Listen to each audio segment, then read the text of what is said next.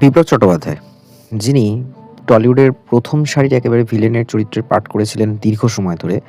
বলা চলে প্রায় ১৯৭৫ পর থেকে আপ টু 95 ২০০০ সাল পর্যন্ত একচেটিয়া যত সিনেমা আছে, সব সিনেমার নেগেটিভ লিড চরিত্রে ছিলেন বিপ্লব চ্যাটার্জি। মানে তখনকার দিনের যত সিনেমা ছিল, শক্তি সামন্ত থেকে আরম্ভ করে অঞ্জন চৌধুরী থেকে যত বড়, বড় ডিরেক্টরদের সিনেমাতে বিপ্লব চ্যাটার্জি একটা কমন নাম। এমন একটা সময় গেছে তার বছরে হয়তো ১০টা ১২টা সিনেমাও বেরিয়েছে। এবং তার এই ভিলেনের চরিত্রগুলো মানুষের কাছে এতটাই কিছু, কিছু ক্ষেত্রে ভয় বা একটা সাসপেন্স ক্রিয়েট করেছে যে বিপ্লব চ্যাটার্জি মানে বাপরে বাপ! এরকম একটা ব্যাপার। শক্তি ব্যানার্জি ছিল, বিপ্লব চ্যাটার্জি মানে সে সব বড়, বড় ব্যাপার-স্যাপার।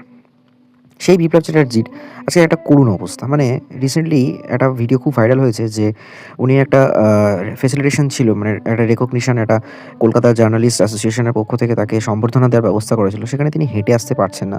দীর্ঘদিন ধরেই তিনি পায়ের সমস্যায় ভুগছেন, সেভাবে হাঁটতে পারছেন না।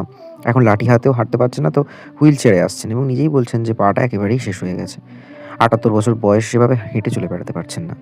এখন এখানে অনেকে কথা বলছেন যে একটা সময় মানুষের এতটাই মানে ঘৃণার চরিত্রে পরিণত হয়েছিলেন যে যার জন্য তিনি আজকে এরকম ফল ভোগ করছেন। বাট সেটা তো তার পেশাগত রোল ছিল। সেইখানে তিনি চরিত্রটিকে তুলে ধরেছেন। তার সাথে তো এখনকার বর্তমান সময়ের কোনো সম্পর্ক নেই। এটা বয়সজনিত ব্যাপার। হ্যাঁ, এটাও ঠিক কথা যে তার থেকেও বেশি বয়সের যারা লাইক অন্যান্য অনেক প্রবীণ অভিনেতা রয়েছে যারা এখনো স্টিল অভিনয় চালিয়ে যাচ্ছেন, তারা যথেষ্টই ফিট। শরীর ঠিক আছে, পাটায় গন্ডগোল, ডাক্তারের ভুল চিকিৎসার জন্য, ডাক্তারের ভুল চিকিৎসার জন্য এই ডাক্তারকে এটা অ্যাওয়ার্ড দেওয়া হচ্ছে ডাক্তারকে। সেই অনুপাতে দেখতে গেলে যে বিপ্লব চ্যাটার্জি আজকে অনেকটাই পিছিয়ে গেছেন।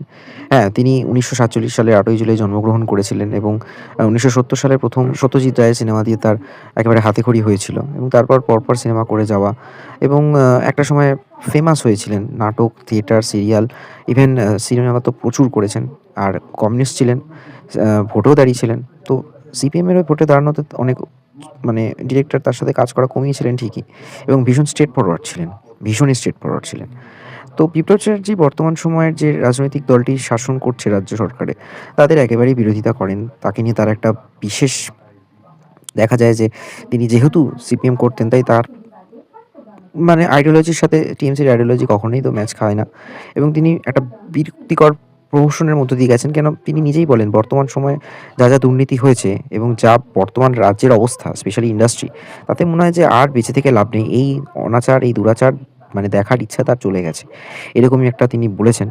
তো এমতাবস্থায় বিপ্লব চ্যাটার্জির এই অবস্থা দেখে হয়তো জানি না অনেকে অনেক রকম কথা বলছেন। এটা ঠিক কথাই বর্তমান সরকারের থেকে তিনি কোনো